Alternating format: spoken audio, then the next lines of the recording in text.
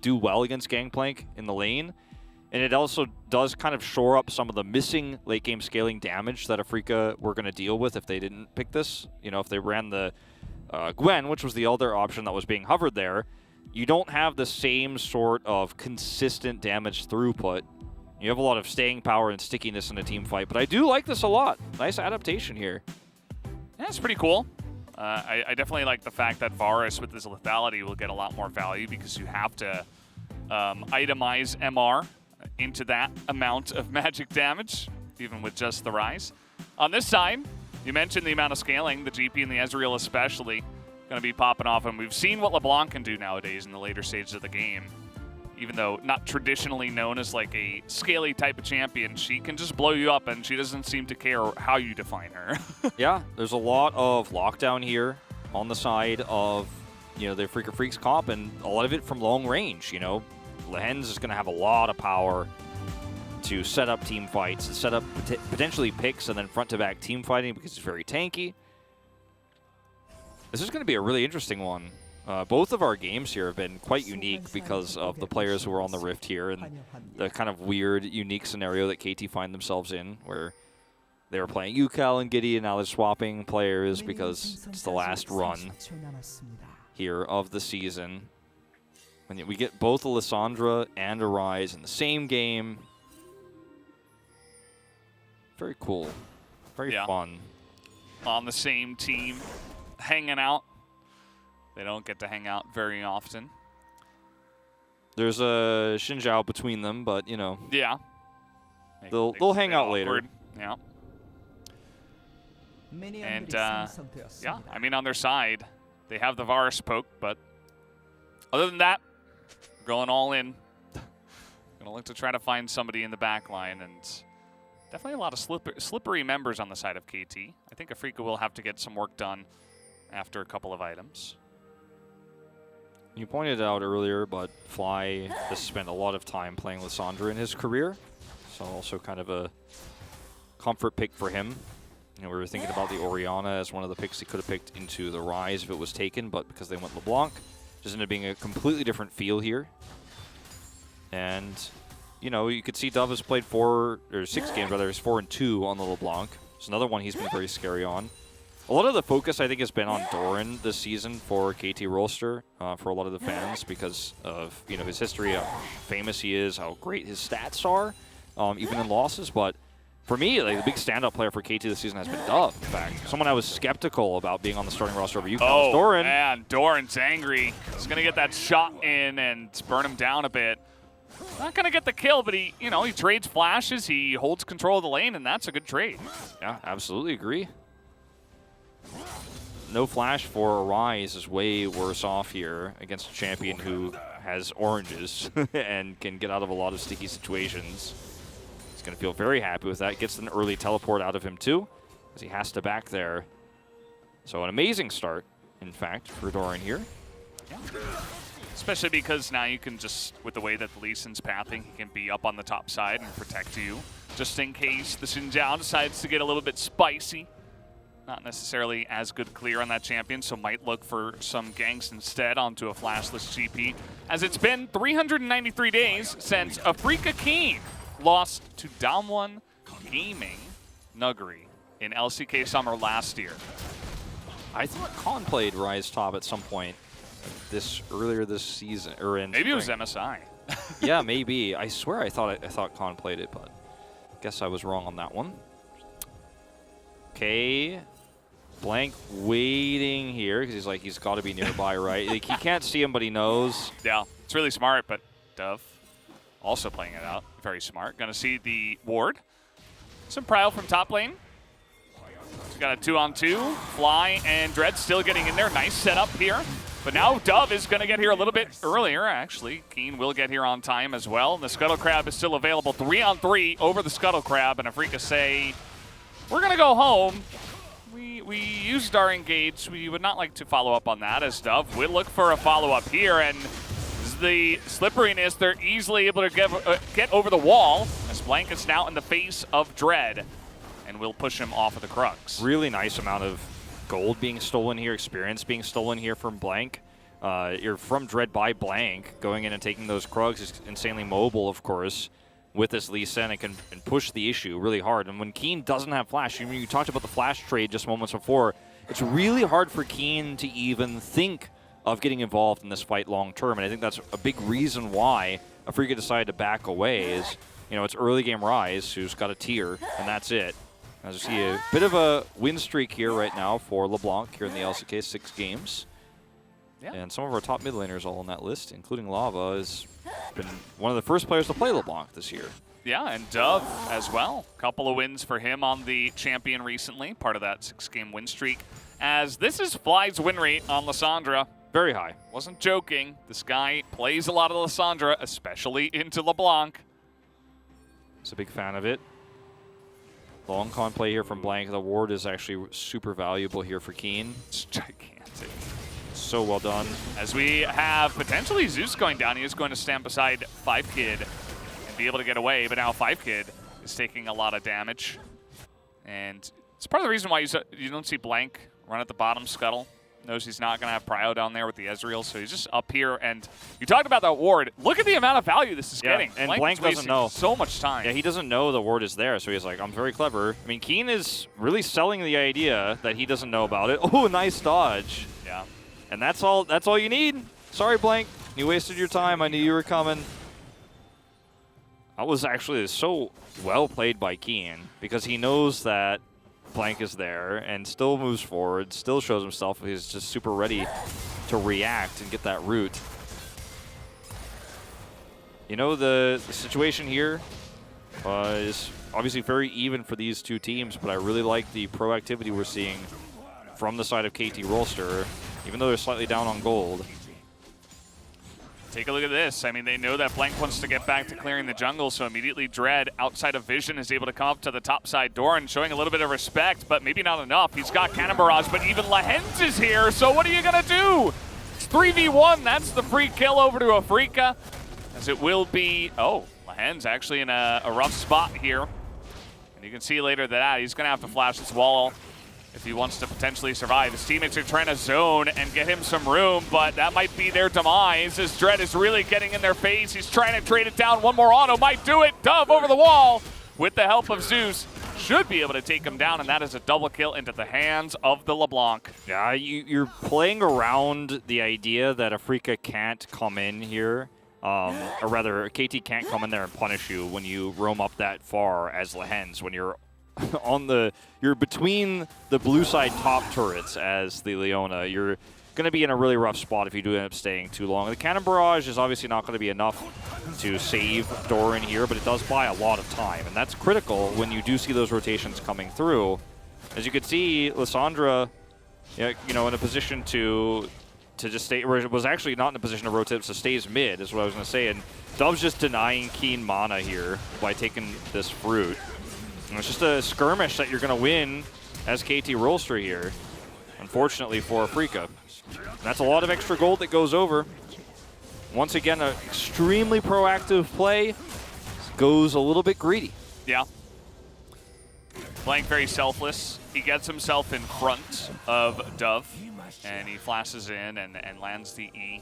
And it allows the LeBlanc to basically be free because all the damage had been used onto Blank. So he's able to pick up those 2 kills. He's the one that gets fed. It's just a great start here. Of course, he's not quite going to have the CS numbers of the Lissandra, who stayed in the lane for a little bit, but that's totally fine. The 2 kills will easily make up for it. We haven't looked too much at the bottom lane, and it's mainly because it's just been... There was that one aggressive trade onto Zeus, but he's Brawl. Just flashed away, and that was totally fine. Yeah, sometimes this can be it's not a great matchup for Ezreal, but sometimes it can be really hard if the Varus gets a single kill and gets that Dirk online. It's not building that this game. Went for the Warhammer instead. As Afrika are going to look to start this Rift Herald, and with the mid-prio they have, it's completely realistic as Blank is nearby. Could look for maybe a steal here, but securing the eye is just out of the question. He's not even going to go for it. 5kid's just saying, you know what, I'm going to stay bot, pings it, and that will be Rift Herald guaranteed now for Afrika Freaks. Yeah, pretty smooth. As you mentioned, they control the area, so they're just kind of able to get it. I thought maybe you could use Dove, but then you look at his items, and yeah, he got the 2 kills, but it's mostly just on getting the Merc Treads online early. He's probably holding on to a bit of gold as well. Or, you know, just spending it on the Tome, the Merc Treads, and the Dark Seal. But he's looking to be aggressive here. Yeah. Fly just getting angry about it, but will not be able to retaliate, sadly. Love the sound effect there.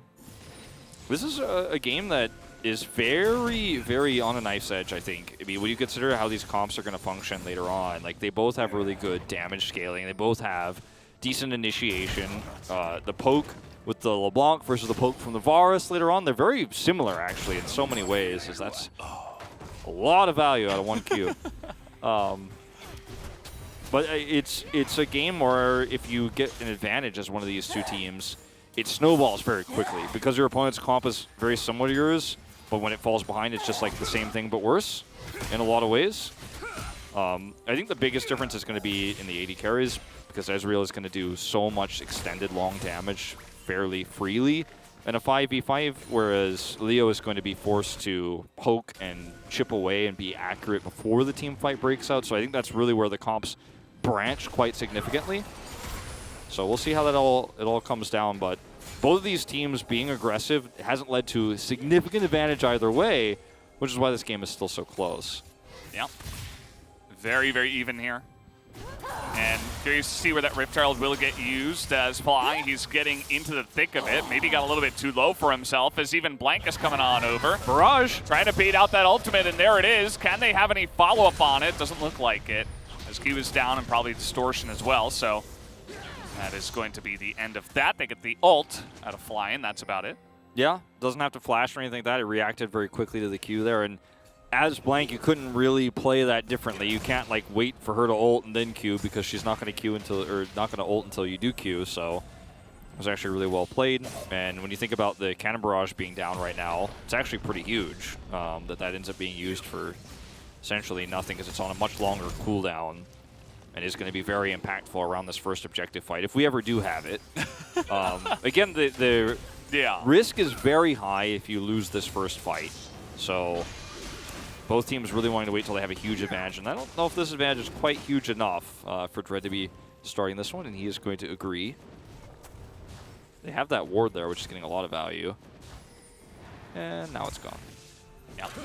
It's top lane. Every time we look at it, it just looks better and better for Keen. That's 2 plates that he got by literally just walking up to the turret and autoing it alongside of a bunch of minions, so seems to be going extremely well.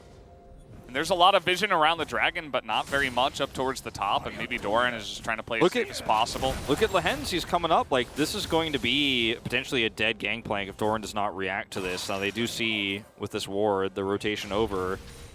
And even though Blank's here, you've got to be so careful right now. You don't have Cannon Barrage. You do have Flash, but this turret is not going to alone save you. They're so outnumbered right now. The turret's going to go down. Doran, I think this is dangerous. Yeah, they're kind of getting stuck in between these spots, but Zeus gets there right on time. What a timing to be there, and the Q comes in. And thankfully, they have the Realm Warp to get everybody out, but the Sonic Wave finish off from Blank is enough. And that's a dive gone wrong, because they're not able to get anyone except the plates. So well timed, as you mentioned, from Zeus rotating up.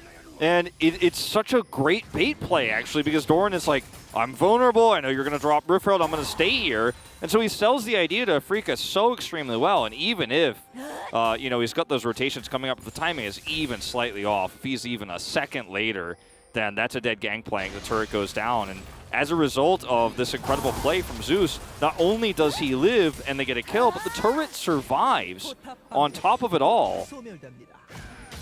And this is just really again, extremely close game because the Rift Herald doesn't get as much gold as it could have gotten there from one really nice defensive play. Great macro read here from KT Rolster. Yeah, getting there right on time. Might not be able to save their own blue buff. And 5Kid, he's just farming down here against Keen. Should be fine.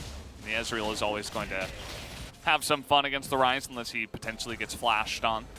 Leo will eventually take this down, and that's actually the first turret of the game, so takes them a while, but they finally get some value out of that Rift Herald's damage to the turret at least. Always a funny situation here when you have this kind of matchup going on. It's 5Kid's like, I'm not online yet. But Rise is also like, well, yeah, I still just have my first mythic component. Now he has his Everfrost as he goes home. Neither of them want to fight each other, but it's kind of a weird matchup to see for just a second before the Ezreal's going to switch lanes. As you watch this happen, it's so perfect how quickly Zeus rotates in. Blank is able to get out with his flash, and then that's a dead Lehens because they have turret aggro.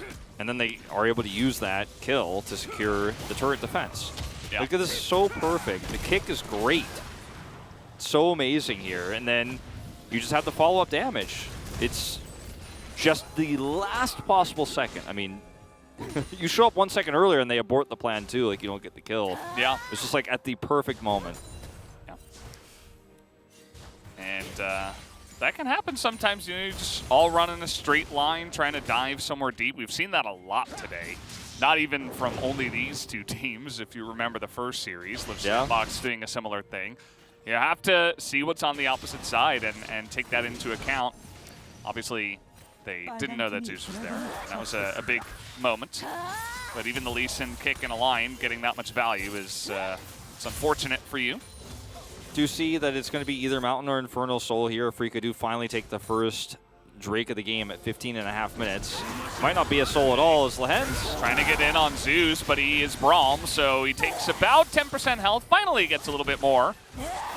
So they're able to get in there. Some True Shot Barrage value, hits 3. Actually didn't do as much as I think I was expecting, but still some decent value. Doesn't seem like KT, although I say that, they are moving in to at least take down this ward, and now Dove is here, and Dove is where a lot of that value is as in goes Fly, tries to get down onto Doran, and he will. Holds himself just to zone Dove away as well. It looks like Afrika have secured the objective. They have so many ways to control choke points, Afrika do, and even though the Cannon Barrage comes through, the damage is there, and Fly can escape with his ultimate, as you mentioned, is okay. Really getting on in there. The Sonic Wave has landed, but it's actually 5Kid who picks up the kill, and Blank just barely is going to survive. Actually die. Not sure why I said survive. As they did take him down. And now the push from Afrika coming in, but Dove, he's still so scary. Got to be careful about this. That's some really perfectly timed piercing arrow value there. And Skain is also having some fun. We have Doran coming in from the right side. They did not expect the TP as he's like, well, where's my team? I guess I'm maybe just going to have to flash away from this one. As the Q will miss, but the piercing arrow gets it down, and the flank from Fly is much better as 5Kid picks him off. But at the end of the day, here comes Skain once again. 5Kid going to have to flash away, but he still will go down. This game is out of control. This series is just a little bit... It's off the rails. Yeah, I was going to say that, but I use that term a lot, so I wanted to say, because this is like more than off the rails. Like, the rails weren't built for this game. Clown Fiesta? Yeah, Clown Fiesta. Do people say that? Yeah, people do say that from time to time. I think this one would get the How about Yakety Sax? Is that... Has it been long enough since we've used that one? Yeah, I think we could say there's been a little bit of Yakety Sax. And it all starts here, the Yakety Sax. Is Afrika have, such a great amount of positional control here. You're walking through this choke, and the barrage that goes down here is just like, I mean, it's desperate. You can't turn the fight that way. You were at such a positional disadvantage that the slow isn't going to save you, and then they decide to stick around and force the issue even further and get punished for it. And yeah, it's a 1-for-1, but you end up getting the support versus losing your jungle. So the defense here is so much more difficult. And then Doran is extremely hopeful with this play and decides to donate his flash to KT Rolster. So he does end up going down, and then 5Kid does end up getting a kill here, but also dies, and it's just it's a fiesta, And then Lee Sin joins the fight. The unexpected character in episode 19. Episode match 88, this happens, Yeah. He was just there for the filler. We don't really remember him. Not too interesting of a character, at least in that moment. It's not in that chapter. As he was not able to help his team too much. Some for fun gaming going on in here. In the end of the regular season, as it often is. And Afrika losing that first game make it, a lot more difficult to be hopeful even about a win here. Just to point out the stakes to everybody at home who are probably wondering, like, what in the world is going on in this weird, like, parallel universe we're living in right now. But if we zoom out, Afrika have a pretty significant lead. They are 4,000 gold ahead. They have a Drake advantage. They have complete map control. And they're utilizing their comp much better, as KT are really trying to spread themselves a little bit too thin in a lot of these fights. And I think Doran has decided Cannon Barrage is a get out of jail free card. It's not. It's a very good ability, but maybe not that good. He's 0-3-3 because so many resources have been committed to taking him out here. And, you know, as a result, the Rise is going to be a lot scarier, a lot faster in this game. And that was, I think, the best adaptation Afrika could have made in this draft, is putting the Rise top. And it's working very well for them now, but it's going to work even better for them later. As the other side of the argument is 5kid is starting to get kind of fed too. And he is going to be the other aspect of the scaling that comes through here for KT, because they have 3 champions that do a ton of damage late game. But will he be in the right spot to do it all the time? Because Afrika have so many ways to get on top of him and burst him down. They have really nice long-range engage. It's going to be an interesting finish to what's already been, even though it's not even necessarily halfway over, a pretty crazy best-of-3, Valdez. Yeah, it's very true. You can look at some of the items that have come across. You know, we were talking about itemizing against double AP laners, which is not something we have all the time in this current meta.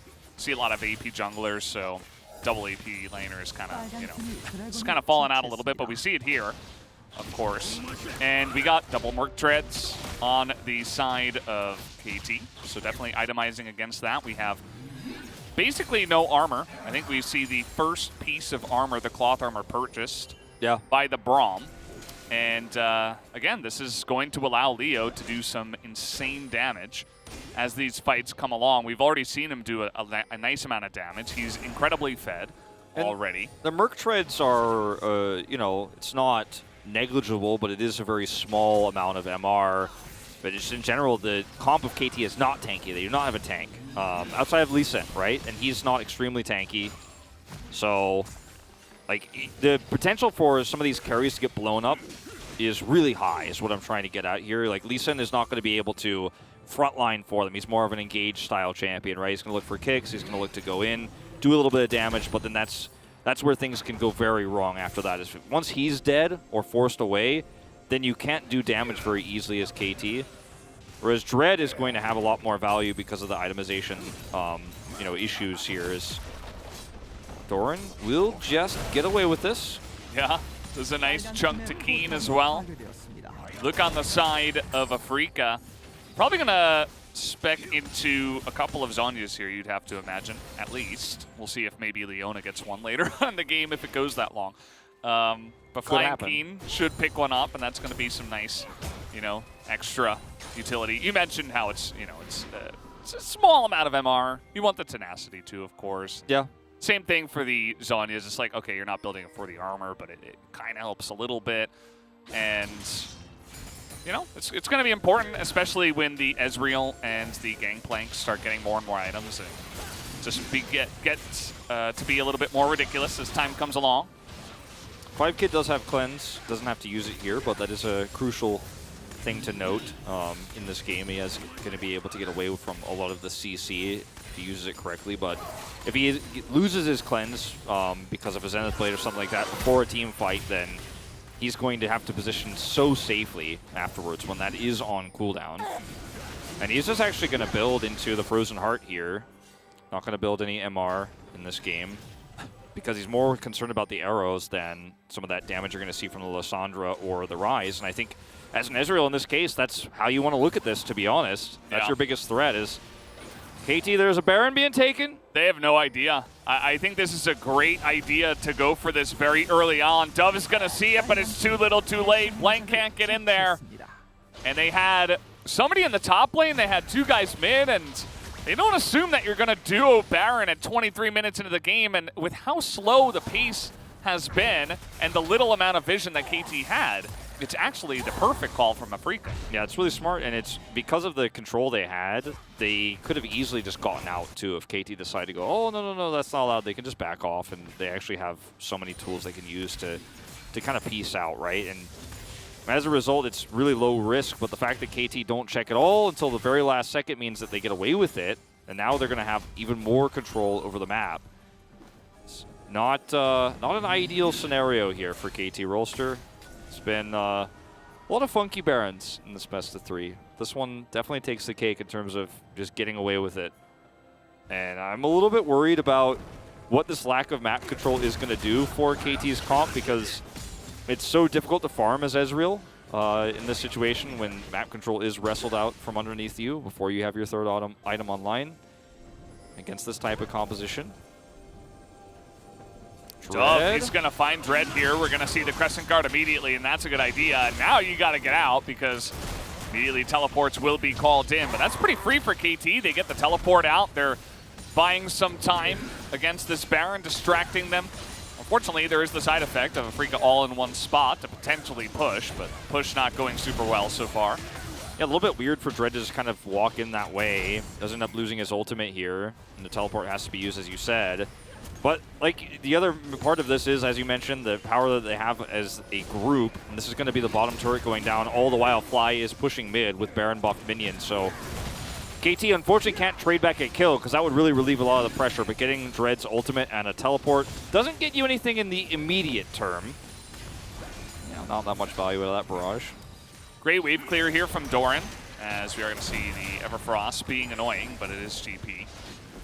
And this allows KT to buy a lot of time. Actually, of course, the Ezreal not great, as Dove is going to find Fly here in the jungle, but Aftershock pretty good, as now they're going for the engage. This Cannon Barrage getting a lot of value, but it's not enough as they zone them into the wall, but they still get blasted in the face by all of that Varus damage, as now Dread goes in, and that's a huge amount of healing that keeps him alive.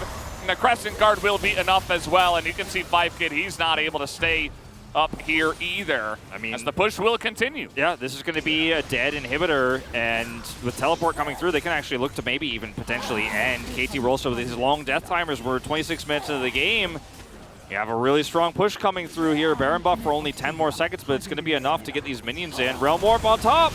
Yeah, just going straight through the front door as Zeus is trying to help out with a bit of disengage, and Leo's going to get aggro on the turrets, taking some damage away, but will it be enough is the question. Doran's alive, but he can't get close enough, and there's still 5 members of Afrika that are up and healthy, and all you got to do is hit the Nexus. That's all you got to do, and it looks like they will be able to do exactly that, as Afrika will